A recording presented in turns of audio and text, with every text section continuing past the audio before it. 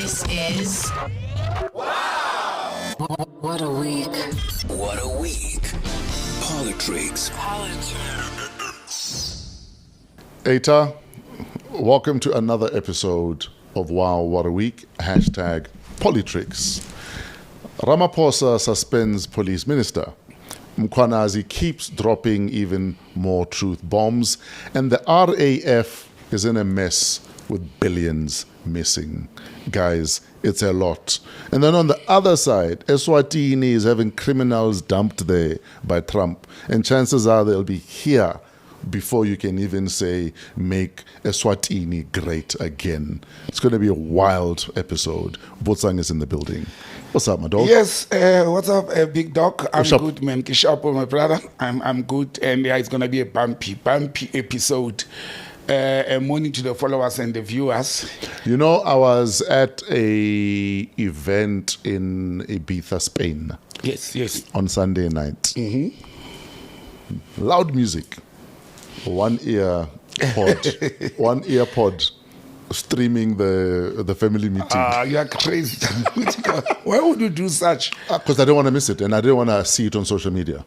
Yeah, actually, also what I've noticed is in events like that, and I'm calling it an event, if you watch it after, it does not have the same It doesn't. I was watching tennis, Sure. the finals, and with guys in a bar. We had to pause the tennis game to listen to the family meeting, a flawed, we are underwhelmed. Also because you want to get upset or be happy in real time.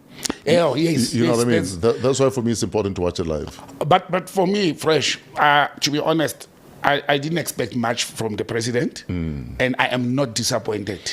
You know that 90%, because I didn't know why it was running late, and then I went onto social media. 90% of the posts that I saw under the hashtag Ramaphosa or family meeting were, one, we're not surprised we're waiting. Yeah. And two, we're waiting to be told there's going to be a commission.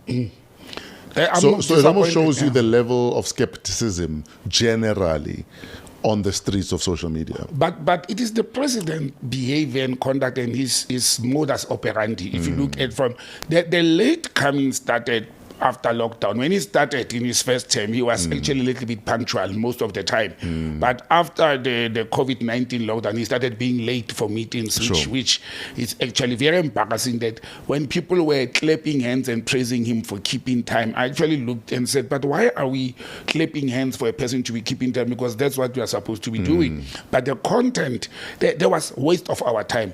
And I it could have been a press release. I could have been a press release, but I also think President Ramaphosa and the cabinet and the intelligence, they are undermining how frustrated and angry South Africans are. They are completely undermining how frustrated the people are and very angry with the way the government responds to things.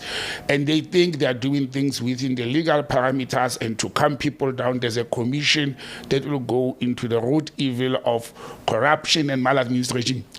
We have been having commissions. Very few have brought in results that are tangible. People are mentioning, for example, that the Nugent Commission, you remember the Nugent Commission on SARS, it managed to bring back billions that they are not being reported to the public. For a man on the street, you don't see that. And quite a number of others to say monies were recovered and all that. But to recover money from a thief without jailing the thief for theft, it doesn't make the public happy. But if I delve into what the president has done, I think, and this is very political, Fresh, I think the president is doing what the ANC has been doing for years, hiding behind commissions, hiding behind investigations that takes forever.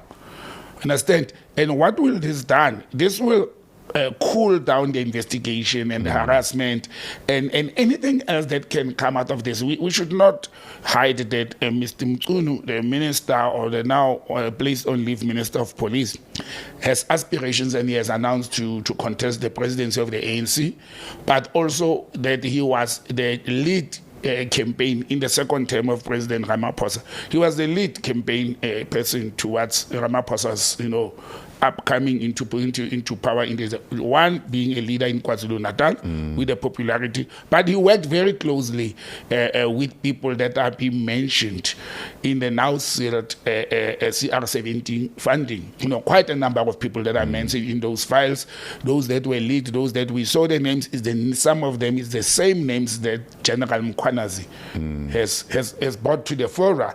And I think the president, and we shouldn't lie about it, the president is protecting his comrade, and that's it. The president is, and one should ask, is he not complacent to the alleged criminal activities? If it was a man on the street, if it was me and you, who would have been arrested, charged, and released on bail. Because I was going to say, if crimes have been committed and there's evidence, then surely it should be treated the way you would if any other crime was committed. Exactly. That there's an investigation, then the file is presented to the NPA, Exactly. and then there's a trial, and then we take it from there. Exactly. And why would President Ramaphosa not go that route, especially the MKP, the DA, as well as Mkhwanazi himself? I don't know about the EFF. They've laid charges against this. The DA mainly because he lied under oath, not knowing the people that Mkhwanazi is alleging that he knows them, and he came back after. So he lied under oath. Why would a head of state keep a minister who lied under oath? We are not saying Mr. Mqunu is guilty of the allegations because there's not been an investigation. But Mkhwanazi released material evidence. He gave it to the media. We have access to the material evidence. We have the names. We have telephone records. Why are we doubting those records that were acquired by an investigative unit of the police service? Why are we saying the police have done their job? Whether it was against the minister or not, the police have done their job. But I think what the president is afraid of is losing popularity amongst his comrades in the fractured ANC. That's one. The second part is I think the president is actually afraid that these investigations, they may go deeper and further, that they even expose some of his shenanigans. It could be very possible of that. When you look at that, Lieutenant General Mkhwanazi is mentioning some MPs, he didn't say from which political party, members of the NPA and members of the judiciary. If you look at this lineup, we don't have the names, we don't know the who. These are the same people that there's been allegations, or same, a group or parts that allegations that the still CR17 files, they've got the judiciary in there that was bribed. You remember during the Moiloa time, Moiloa alluded to the fact that the judiciary, people want to capture the judiciary. He didn't talk much about it, but I think the president has done this very wrongly. Look, people are saying, no, there's nothing wrong in placing somebody on leave. He's not yet guilty. This is not an employee. Ministers are not subject to the Labor Relations Act. They're not employed. Yeah, they serve at the pleasure of the president. Yes, and if the president is unpleasant at that moment, unhappy with them, he just did one as recent as 3 weeks ago with the DA minister, for what as a nation we see as a minor offense. Sure. You understand?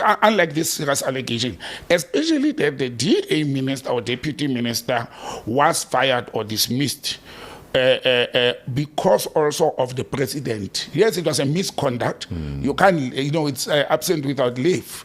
It's a misconduct. You defied, but your boss, if this was in labor issues, your boss should be silent when you are asking for permission to travel, and he goes silent. He's equally wrong. He facilitated that. Now there's a very serious one that borders on the line of national security, and you put a person on leave. For me, that's a problem. They were hosting the G20. I wonder which normal head of state will actually come to South Africa during the G20 and allow the so-called corrupt South African police services, fractured, to be in charge of the security. If I was the head of state of another country, I'll be very worried that I'm going to be guarded by people who are pointing guns at each other. Understand?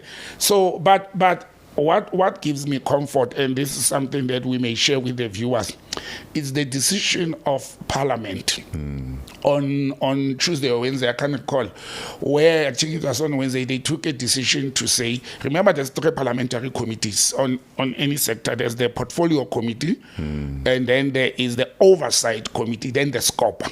So instead of these 3 committees of Parliament doing their job individually, which may have MPs who are implicated amongst them, that's the other risk we are sitting with. Mkhwana is saying there are MPs in there who are implicated. Instead of doing that, they decided to form an ad hoc committee that will run parallel and do its job. I think I am more comfortable and safer with the parliamentary ad hoc committee because why? It has multiple parties. There's a number of political parties involved to do their job as prescribed by this commission. That's the president also, if you look at it, and something that people miss, he didn't put a time frame for the commission. He just said they will report every 3 months and every 6 months. For how long? Until his term ends.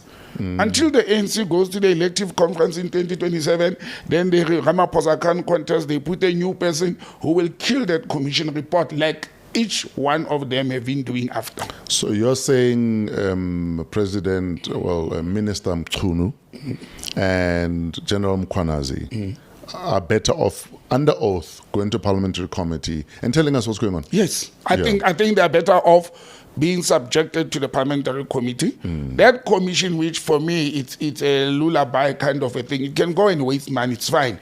But Parliament can act now. Parliament, it's in the constitution of the country and the rules of the National Assembly must bring them in. Knowing politicians, I can guarantee you right now we're going to be told it's sub judice, it's in the courts, I can't answer.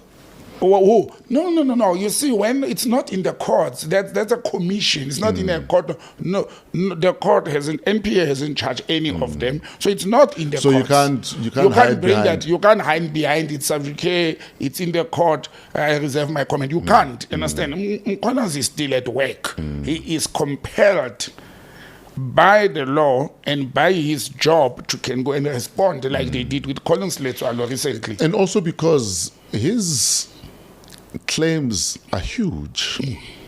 So obviously Parliament will want more details. Yes. Remember, MPs... And to wait 3 months or 6 months or 9 months or 12 months for the commission to wrap up, and then what? To what end? Exactly. And what would have happened? Who would have kept these people on the system, which is very risky. For me, it's an absolute security risk. Who would have paid them? You understand? And I'll come to the issue of having 2 ministers who would have paid them. They are still powerful and influential. They've got the resources. They can go and forge documents. They can go and destroy evidence that Mkhwanazi doesn't have. If there's an investigation, we may find out that this ad hoc committee or the investigators, they may dig up more. Sure. We don't know how much Lieutenant General Mkhwanazi is having, and he has placed it to the disposal of the government. But there's also another element. You know, Fresh, I find it very, very difficult and hard to believe that the President of the Republic of South Africa did not know about some of these allegations. I find it very hard. I'll tell you why. The intelligence of the country was moved into the presidency. You understand? And if the police intelligence is running on something, there's no way that SSA, the internal wing of the National Intelligence Agency, which is called State Security Agency, that is sitting and reporting directly to the president at the moment, they would have not picked these things up and briefed the master. You understand? I have rendered services. I've worked with the SSA when it was still called NIA and SAS, when it was 2 bodies. I've done work for them, and under the former Ambassador Moshaiki was the DG there, because they had 2 wings that time before they merged them. There was one called SASS, South African Secret Services, which was an external wing, and then the internal one was called NIA. One of its duties is that the head, or they call them the Inspector General, instead of the DG, of SSA, briefs the president with the Minister of Interior every day of what is happening every morning when the president has breakfast, gets briefed by the head of intelligence. This is the state of intelligence That's in the country. There's a state of security and intelligence in the country and outside. There is that regular briefing. Unless they stopped it, they're no longer doing their job. But if they've been doing their job, there's no way they didn't know what is happening in the police service, especially based on the fact that there has been these allegations before that there are rogue and corrupt police elements who are working and dealing with criminals. You understand? So for me, that's a challenge we are sitting with. And I mean, we go back to the issue that I don't know why Sibia is being, General Sibia is being blamed for what do you call it, disrupting or stopping or dismantling this. It was not Sibia, the letter was signed by the minister. I've said last week, this task team was formed by the president. Why would the minister dissolve it without informing the president? That's what I'm saying. There's no way the president didn't know what Mchunu was doing. He formed this team to investigate political killings. As the president, his minister is dissolving it. Yeah. You can't tell me that the minister will act. It's insubordination. Sure. And for me, that's a security challenge of the country. And I think President Ramaphosa and his team and advisors, they are underplaying this whole thing. They are undermining it. People have died according to allegations. They've been killed by the same rogue and corrupt people in police, or their hands were involved.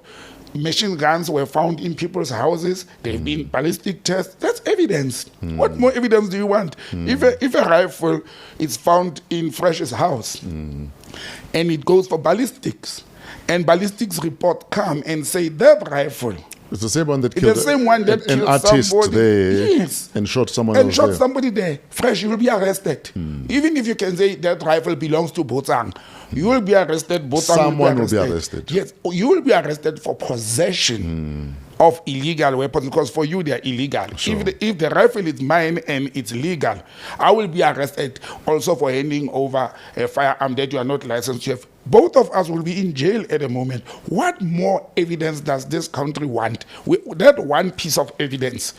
I don't even want to delve into telephone records and communication with a comrade from Northwest that Minister Mchunu says, oh yeah, he's a comrade from Northwest. I've met him and talked to him like I meet any other comrade.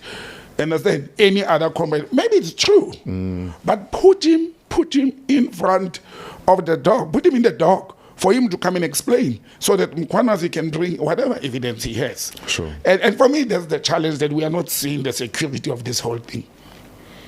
Let's talk about the appointment of Professor Kachalia. Yes. And why it is flawed. Yes. I've seen the economic freedom fighters, actually two opposition parties, the official opposition, Umkhonto weSizwe, they came with a 4-page letter to the president how this thing is flawed, and they're preparing to go to the Constitutional Court. The EFF have already filed in the Constitutional Court. There are two flaws in that whole thing.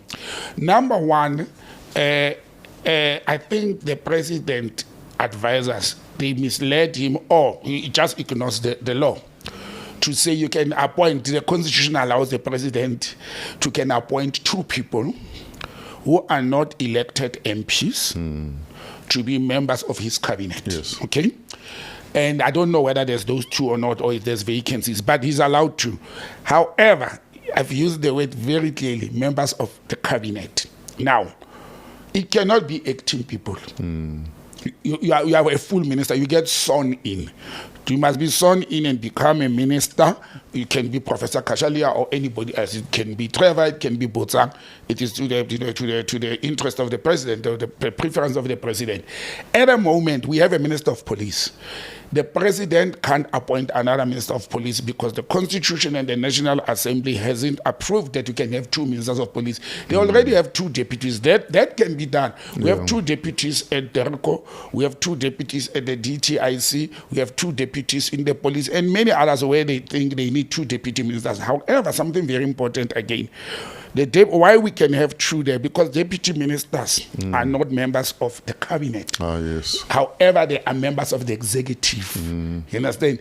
So they are not members of the cabinet. They are not sworn for. That's why, and I've said it before, when a minister is on leave, or traveling or out of the office, like Senzo Mqunu is on leave, you can't have a deputy minister acting. You must have a minister who has already been sworn, like it's happening now with Gwede Mantashe. I nearly said the tiger. With Mr. Mantashe. So the president just said, Mr. Mantashe, can you hold on for 2 weeks? That's the first part, why it's flawed. The second part is, now what are you going to do? Are you going to pay 2 salaries of 2 ministers? Somebody says, so he can't come as acting. There is no vacancy at the moment, but I can tell you what I think is going to happen. Tell us. I think President Ramaphosa playing his cards very close to his chest. Actually, he will have to. He has no choice unless he breaks the law. He will have to fire one minister must be fired between now and the 31st of July before Professor Kari, because there's no vacancy. So he must create a vacancy. He must fire one. And it can't be the vacant one of DA for 2 reasons. The one of DA, it's a deputy minister. The second part is the one of the DA belongs to the DA according to the GNU agreement. Yes. Understand? That's why he wrote to the DA to say, give me a name. Unless he decides to ignore the DA and use his prerogative to can appoint a deputy minister who is not a member of the cabinet. But he's sitting with a problem. President Ramaphosa will have to fire one minister by the 31st of July so that Professor Kashalia can come in. So, with Mantashe acting, yes, that's well above board, right? That's above board. That's perfect. Yes, because he's a part of the executive. He's part of the executive. Yes, he's a son-in full minister. That's normal. It's allowed. So, and that's why another thing that people missed. Did President Ramaphosa says he's appointing Professor Kashalia as the acting Minister of Police or as the Minister of Police? That's very crucial. Because you can't have 2 ministers. You can't have 2 ministers. His hands are tied. So he has to fire somebody. And he can't put, you know what I think? He's going to fire the Minister of Higher Education. And appoint, then there's a vacancy in higher education. Professor Kashalia comes from the academic background. And appoint him as the Minister of Higher Education. He's an academic and act as the Minister of Police who can do this dirty job. Oh, yes. Well, maybe it's my thinking, but maybe it's the advice I must give the president. That's the only way out. Understand? If he can't fire Mqunu, he's supposed to have fired Mqunu, not place him on leave and appoint Kashalia. I don't think President Ramaphosa has the guts to can fire Mr. Mqunu, but that would have been the right thing to do. Sure. Don't place him on leave. Dismiss him. He lied under oath. There's allegations against him. He's serving, with the privilege of the president. It's not to say he's guilty. He's not guilty of anything, except that he lied under oath in Parliament. Fire him, then put Kashalia in. That I also don't think personally that Mr. Professor Kashalia is the best candidate for the job. I don't think so. He has a history of alignment with President Ramaphosa. Remember President Ramaphosa a few years back, 3 years back, he appointed him as the commissioner or the chairperson of that police investigation committee. That we didn't see its results. These things happened under his nose. And look, he's a well-respected man of the society. He's a former leader of the Natal Indian Congress during the apartheid. But he's got alliances with President Ramaphosa. Now you take your ally, you put him in a critical position to go and clean up a mess. That's what you understand. So that's why I am more comfortable with the parliamentary ad hoc committee dealing with this than the commission. But it's a wait-and-see situation. Will President Ramaphosa break the law? I don't think he wants to be tainted, to be taken to the Constitutional Court by the DA, EFF, and MK for breaking the law. But his hands are tied. He must dismiss somebody. And I've already said I think he's going to dismiss the Minister of Higher Education, who lied under oath, who lied in Parliament, who has conducted herself in an unbecoming manner. Then there's a vacancy. Then he can play around with that vacancy. That's all he can do. But he can't have 2 ministers of police. There was talk of the fact that the Minister of Higher Education was supposed to travel, I think, to Europe. To China. To China. China or Japan, something like that. And then she was told not to travel. We are told, allegedly. Why would she be held back if she was not meant to be a part of that address? Look, we had expected that President Ramaphosa, and again, this is where he's playing with the nation, or maybe he's being smart. to reshuffle. It was a great opportunity for him to reshuffle the cabinet and fix all these things, you understand? But I think he decided to say, let me test the waters. Let me see how well these Brakis react when I put a commission in. I'll come back after a week and reshuffle the cabinet to create a space. I think that's what he's doing. For me, that's the only thing that makes sense to me. Anything else doesn't make sense. You want President Ramaphosa can't have two ministers. Mr. Mchunu is still the Minister of Police on special leave of absence, whatever you call it. So you can't have another minister. Sure. So he must create a post. And that is going to be telling. The DA may be happy if he dismisses the Minister of Higher Education, but controversy is a party and economic freedom fighters, they are not going to be happy if he is going to keep Mchunu sitting there amid all these allegations. Let the ad hoc committee in Parliament call Mkhwanazi in as soon as possible so that he can drop more bombs. Sure. And evidence that he claims to be having, we can put it to test. Last week, we spoke about how Duduzile Zuma had posted hands of Mkhwanazi, yes. or else. Or else, yes. And then earlier this week, the MKP held marches in KZN. What are your thoughts on those marches? And that show of support and force for the general? We did expect it. And there's one thing historically we can check in this country. The people of KwaZulu-Natal, particularly the Zulu nation, and this time, even the Indian community who are fed up with drugs and crime in KZN, they became united because they've been lamenting about this whole thing for many years. Yeah. And I don't think it's about supporting Mkhwanazi. It's the people saying, this man, that boil, he has just put a needle on it and it's open. Let's open it more and let's protect him. Sure. And it is in the people's interest to can support whoever they think is doing that. I've seen people who are opposing that say they're taking advantage of politics. You understand? They're politicizing the whole thing. My brother, what is not politics? Everything is politics. Who wouldn't take advantage of a civil servant who stand up and say a politician is corrupt?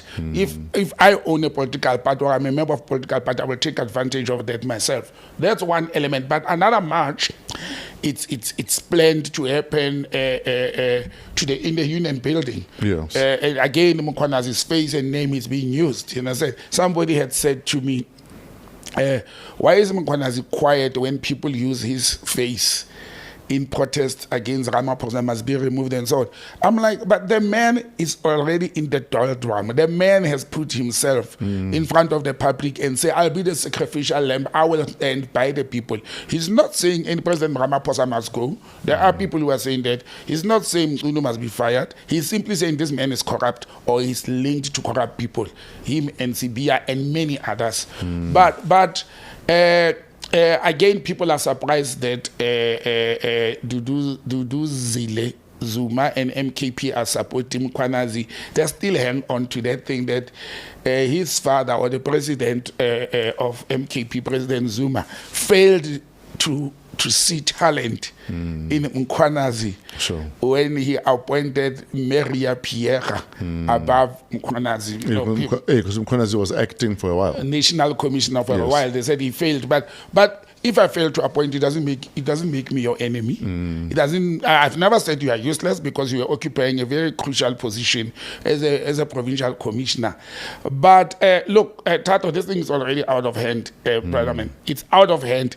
Anybody who is going to try and close the holes that General Mkhwanazi has, poked in the wall. Look, the president is trying to close with 10 fingers, all the 12 holes on the wall, and water is coming in. What other finger, or probably he'll use his toes now to try, or your tongue, yes. But it is out of hand. We cannot play with the security of the country. Absolutely. Then we will have people taking at arms to defend themselves. You understand? We'll have people saying the government is failing us, and it will get out of hand. It's a warning to the nation that this thing will get out of hand unless it is being handled, properly and timeously. Sure. Let's talk about the RAF, the Road Accident Fund. So CEO Letswalo suspended. He's accused of 79 million rand in irregular tenders, vehicle scams, furniture procurement abuse, and the executives claim retaliation because they were suspended, and they say they're being punished for exposing deeper corruption inside the RAF. Who's fooling who here? Like, you know, that unfortunately, I must confess that I'm conflicted in that whole thing. So Yes. my view may be biased and conflicted in a sense that I worked for the agency of transport that's very close. And Collins, I'm very close to him personally. And he was my boss. He was my CEO before he moved to REF. So when he moved to REF, actually he was with us. And that's one element I must put out clear. But this whole thing, for me, it boils down to the fact that Collins Letwalo went into REF and rattled feathers with law firms. Remember, he's on suspension together with the other two executives. Sure. Understand? So I think it boils down to the fact that the board was also divided. There's part of the board that is on the side of the executive, another side, they are anti-executives. The Minister of Transport took too long to dissolve this board. When these allegations surfaced 2-3 months back, they should have dissolved or suspended the board at that time, not until it became the dirty linen was washed out in public. But when Parliament works, you see the results are there. Whilst he's on suspension, if you recall, his suspension, the 79 million building moved to another building. I said to people, and he said it before, that's a lie. That was a smoke screen because that building was approved by the same board. The board had approved it. You see? And that guy is a technocrat. Understand? He's a technocrat, he's a CEO. He will never approve a building without the board. How is that possible? If he has done it, then he's guilty or he's wrong. So every tender that's above 500,000, it must go through the board. I mean, those are treasury regulations, is the PFMA. 1. 2, remember he's on suspension for what? That one, it was the letter that they placed him on special leave. Sure. Then they suspended him. The suspension, you must recall that, is because he failed to go and attend a SCOPA meeting. But he couldn't attend the SCOPA meeting because he was placed on special leave. And so he's on suspension for that. But the tables have turned around that now the board has been found wanting and the board is fired. That's another problem with the public service. Do you fire the board and you let them go? Understand? They messed up. You don't investigate them. You don't charge them. You must actually, as government, go and apply that these board members, because they're getting a lot of money, you must go and apply in court that they must be declared delinquents for their conduct. You can't just let them go and dismiss the board. These are professionals. Some are doctors, lawyers, professional people, accountants serving in this board. They mess up and we let them go, and they've been paid monies. But again, if the ad hoc committees or the parliamentary committees work, and RAF is a better example, then they can expose these things. Then they can check what wrongs did Collins Letwalo do, what wrongs did the board do, and how do we correct that. Sure. But my brother, let me tell you, RAF is sitting with 50 billion annually. That must be telling 50 billion rand. Letwalo has been making noise, and I've been making that noise myself. We are the only country on earth that allows people, legal or illegal, to come into this country, throw themselves in front of your car, gets injured, and then you claim from the road accident fund. We are the only country in the world that does that. And when the CEO of that entity stands up and say, I'm the CEO, I'm going to bring this to end. And people are saying, yeah, but he must change the act. No, you don't have to change the act. You can pull in regulations. They waste time changing the act. It's a process. It can take up to 5 years. Your term is ending. Letwalo's term is ending in August, and he has been trying to bring this thing for the last 5 years, but they wanted him to change the act. He came with regulations. Put in rules and regulations that will administer that whole thing. But when politicians' hands are in the cookie jar and they work with law firms, and they are corrupted by law firms or by police or by even claimants to say, leave it this thing so that I can benefit. Their hands are in the cookie jar. This is what happens. Delays. You find executives and boards fighting because somebody is benefiting from an irregular process. Again, this brings us to what? To corruption. The fight at RAF is not about incompetency. It's about corruption. one of the two gangs, there are factions. It's not, you see, the factions of political parties, they filter into factions of state entities and departments as well. There's factions. Imagine a whole board divided. Unprofessionally, you can have different opinions in a board, but unprofessionally, and look what it led us to. And the levy, the fuel levy will go up. RAF want more money than what it's getting from government at the moment. And I think the sooner the Minister of Transport and the relevant committees of transport deal with the mess at RAF, the better. Absolutely. Now let's bring it back home, where the DA are being accused of harassing President Ramaphosa's special envoy to the U.S. Yes. ABC Jonas, yes. Because the DA are claiming that no visa, I think a diplomatic visa had been applied for. But would a special envoy need a diplomatic visa, though? Yes, yes, the answer is yes, because the special envoy would be traveling with a diplomatic passport. Okay. So only a diplomatic visa goes to a diplomatic passport. No, so you have a diplomatic passport, but do you need a diplomatic visa from the US? Yes. You can't just have a visitor's visa. No, you cannot own a diplomatic passport. So you can have it only on your normal passport. Your normal passport. Okay. You will have your private. I have the US visa. I have the official one because it's in my official passport. You see, that's another example. But you can't do that. And especially, Tato, I saw the response from the presidency. It does not say the DA. Okay, for those who didn't know, the DA is saying the Trump administration has rejected Mr. ABC Jonas, the special envoy of the president. And they say this happened already in May, yet the president did not tell the nation and is not even reporting. Now the presidency says, they are not saying he's harassing ABC Jonas. They say the DA is harassing the president. And understand?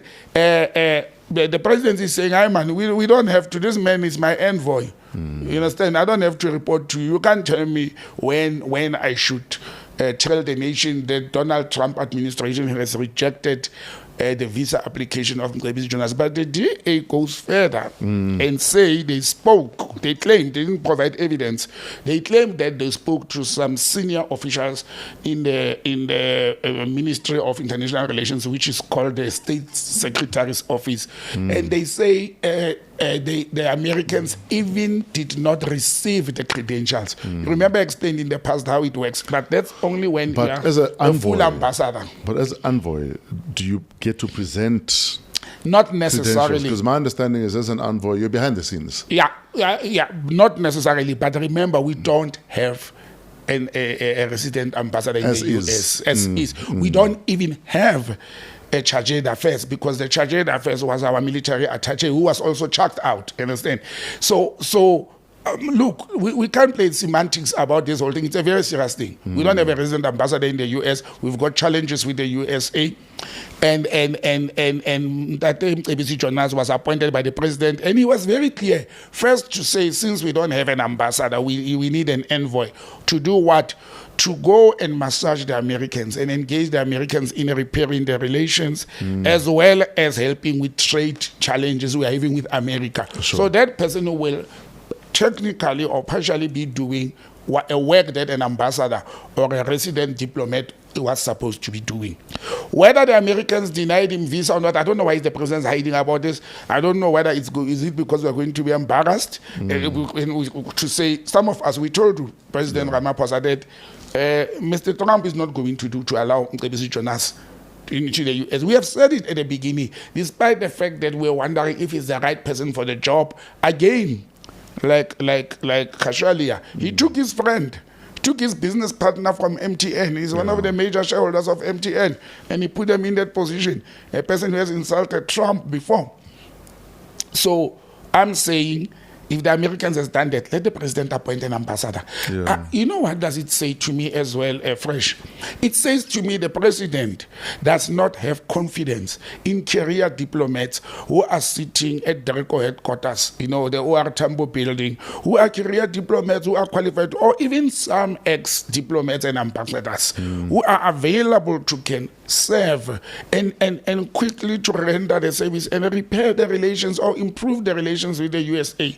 We've got 30% of tariffs coming from the 1st of August, and nobody's available to be engaging the Americans in that at a diplomatic level. Yes. The president says, look, Mcebisi Jonas is doing that job with DERCO and with the DTI. As what? He is supposed to be there, not here. Yes. As what? Are you saying the people... So he hasn't left the country? How will he live without a visa? So he's an envoy from here? Yeah. And he's sitting remote. one day, yes, remote. One day he's at DERCO. The presidency says he's helping officials at DERCO diplomatically, as if they can't do their job. And he's also helping officials at the DTIC, Department of Trade and Industry, to can deal with this trade and engagements with the US. But where's the DG? Where's the DDGs? Where's the senior officials of those two departments? Are they incompetent or incapable of doing the job? Where are the ministers? They've got 2 deputy ministers, both departments. They've got competent ministers in the likes of Pakistan who can do the work. Why is the president not having? Are they failing to do their work? Why does the president pushes or want to push Mcebisi Jonas into the throats of Americans when Americans don't want him? So I'm not saying the DA is right. I will not say the DA is putting their nose into the presidential affairs, because the president informed the nation. He said, he didn't say he's the presidential envoy only. He said he's also the envoy of the Republic of South Africa. Yes. So he is representing us, or he's supposed to be representing us in the USA. At what stage do you concede that, okay, maybe this envoy that is having to operate via remote control is not working? Look. And we maybe look for someone else? Yes. I mean, why delay? When we have challenge, why delay? Why waste time? Look for somebody else. And I'm saying, don't even do an envoy. We have the DTI, we have DERCO. Appoint an ambassador. An ambassador, yes. Appoint the president. It's been months. It's over 3 months. He should have already went through the process of identifying an ambassador, because it's not like applying for a job and all those things. They're appointed the way ministers are appointed. You understand? There should have been recommendations, but there are people. There are career diplomats sitting at DERCO. If you don't want to appoint a political one from Luthuli House or from amongst your friends, take the professional one in the meantime. You understand? You can actually even appoint somebody from trade and industry. Sure. The department itself, and it has happened that somebody senior from trade and industry has become our ambassador in the trade, the countries that we trade with bigger. Sure. And it does happen. It doesn't have to be from DERCO. It could be from any other government department. You can take a retired ambassador. You can take, ambassadors just like ministers. It's not like you're in an employment contract. You'll be in an employment contract for the duration of your time when you are serving abroad. But I think the president, look, Fresh, with all the crises we have in the country, I think President Ramaphosa has inherited a more fractured ANC, a more troubled country. He just worsened the situation by being an indecisive person. And I think that's his problem. Sure. Delaying and being indecisive, he just worsened the situation for himself. I feel sorry for him at times to say, but this man, when Zuma took from Mbeki, the ANC had 2 factions. When he took from Zuma, it had 2 or 3 factions. Now he's sitting with 4, 5, 6 factions and other political parties and other challenges and fights with other nations. Then there's BRICS that he is neglecting.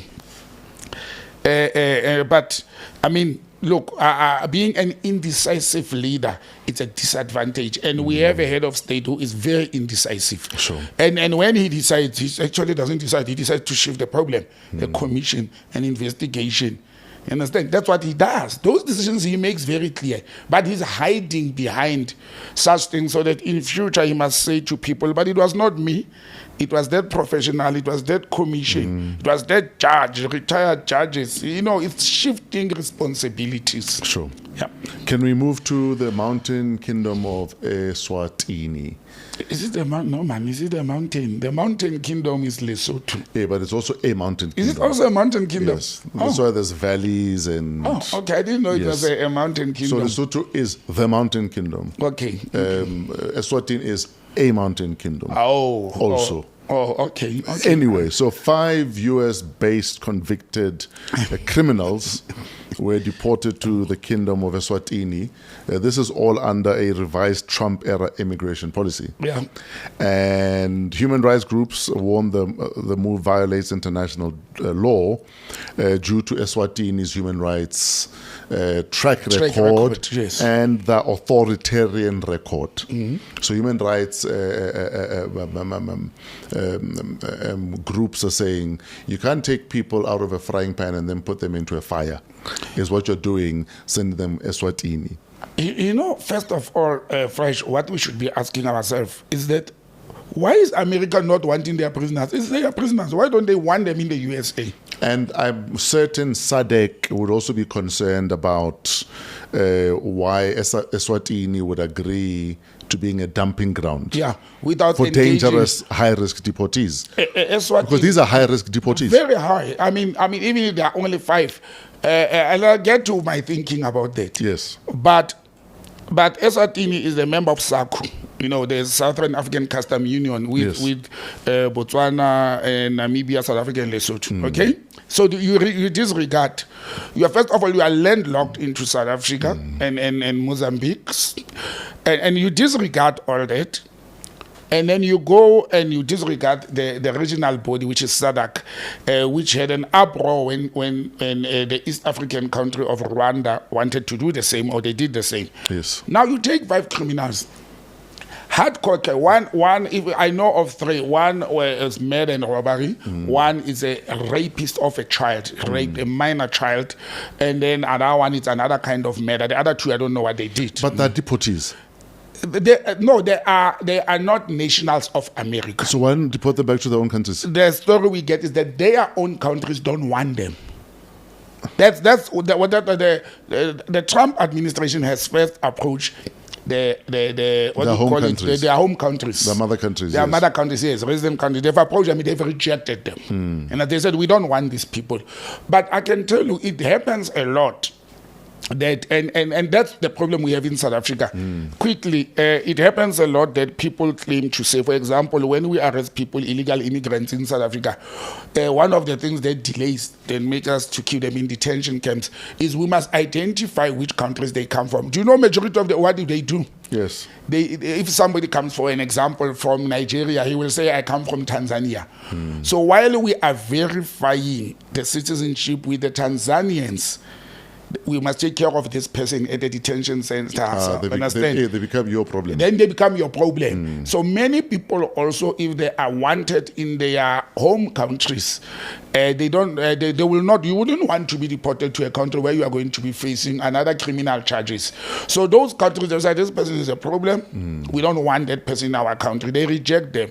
Now then, the Trump administration was going to look for where can we dump them. I have a problem. It doesn't make sense that you have convicted a person, and we're not talking about huge numbers, 5. So are they now in prison Eswatini? That's the thing, we don't know if they go into a prison in Eswatini, or are they going to soon be in Cape Town living in a mansion? You know, that comes to my what do you like to call my what do you call it, my analysis or my theory. Yes.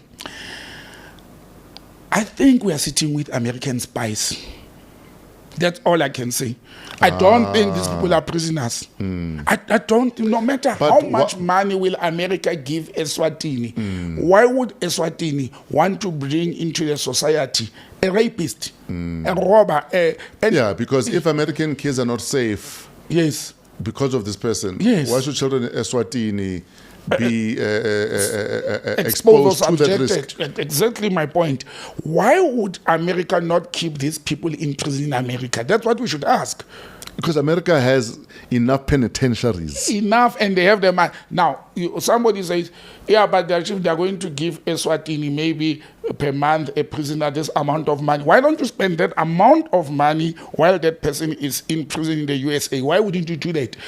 We don't know whether they're going to be in prison. Why would Kim Mswati and the Prime Minister of Eswatini decides to can accommodate a foreign prisoner that did not commit crime in your country, in your already overcrowded, and you are a country that is struggling financially, you want to bring an additional person there.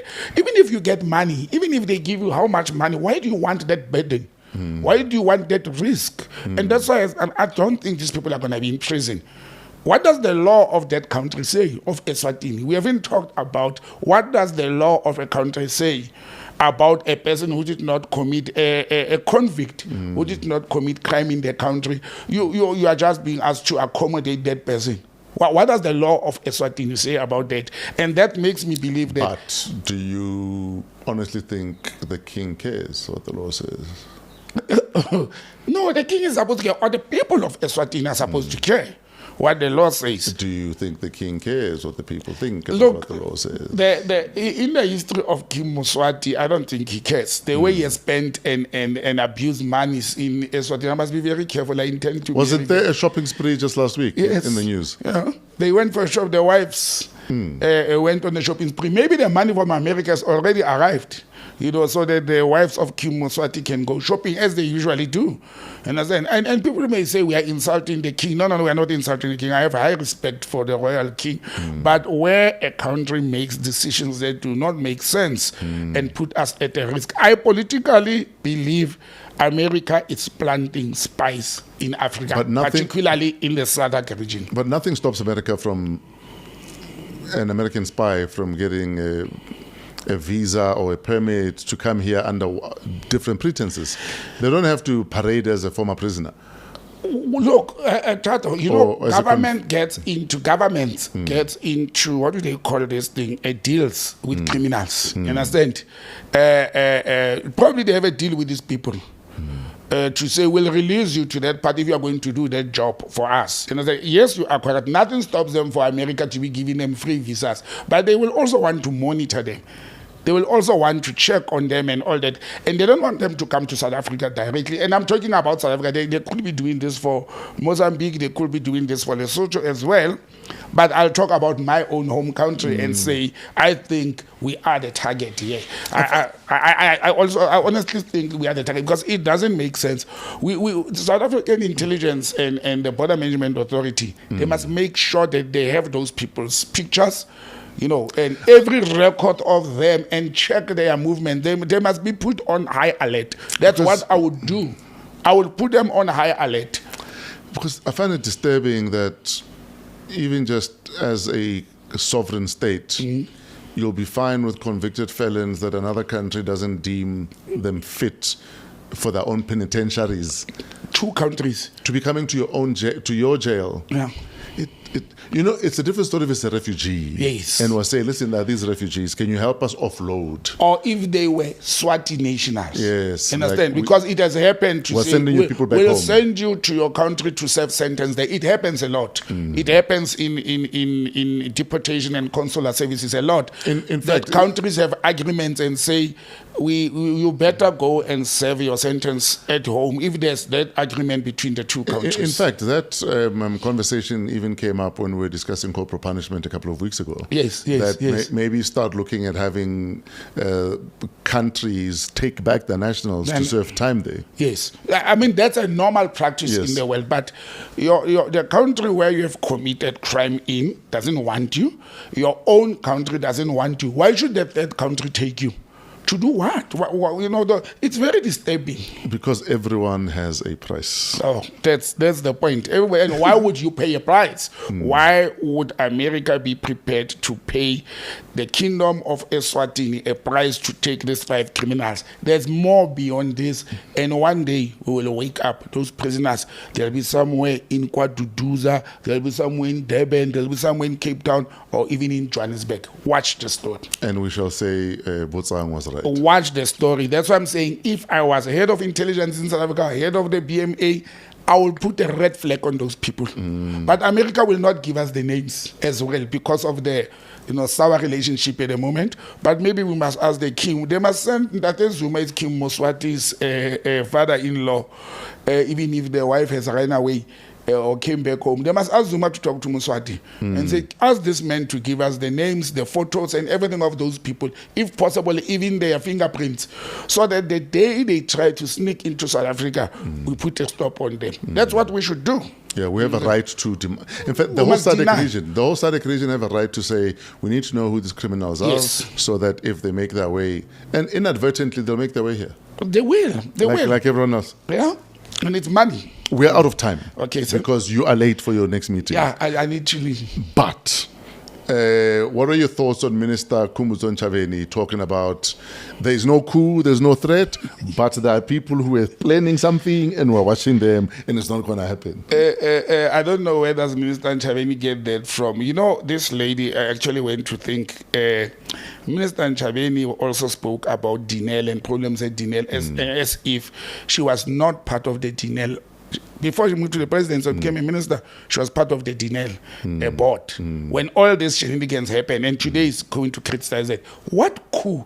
What kind of coup? Where does she get that? If they couldn't find intelligent information about the July 2021 uprising, they couldn't find intelligent information about the corrupt police conniving with criminals, and he wants to ask, there's a coup. What kind of a coup can we have in South Africa when South Africans can't even throw stones anymore? We understand. Who is planning the coup? He can't take such things and make such utterances, like only scheming them. Do you think it's a distraction, that statement? There's going to be a lot of distractions. Understand? Violent protests and people rebelling against the conduct of a country cannot be called a coup. People are not happy. Yes, I've seen flyers and placards, Ramaphosa must fall, Ramaphosa must step down, but this has happened quite a lot, that Ramaphosa must fall. I don't think it's a coup. She must be able to tell us who is plotting this coup. Is it a political coup? Is it a military coup? Is it the people? When the people are in the uprising, like we had the Arab Spring uprisings, that's not a coup. It's the people revolting against the sitting government. Let me tell you my concern.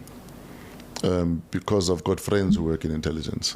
And I've even said this to you before, that the reason I appreciate the work intelligence agencies do is that they put out fires we'll never know about. Yes. Yeah. That there might even be an attempted coup that would get thwarted there, but we'll never get to know about it. Yeah, and that's where intelligence comes in. Yes. That we want to keep you safe, because that's our job, to keep you safe from dangers you're not even aware you are in. Yes. Why would you say there is a coup? That's why I'm saying it's a very reckless statement for the minister to say that, because right now the state intelligence, well, I think she's heading it because she's the minister in the presidency.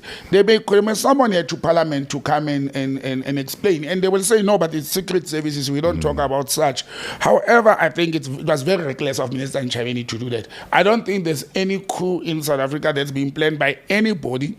I don't think they will even succeed to do that, but I think South Africa is on the brink of a normal uprising by the citizens. I think we are on the brink of that, and this whole Kwanazi saga, as well as the police, may just be a spark to that.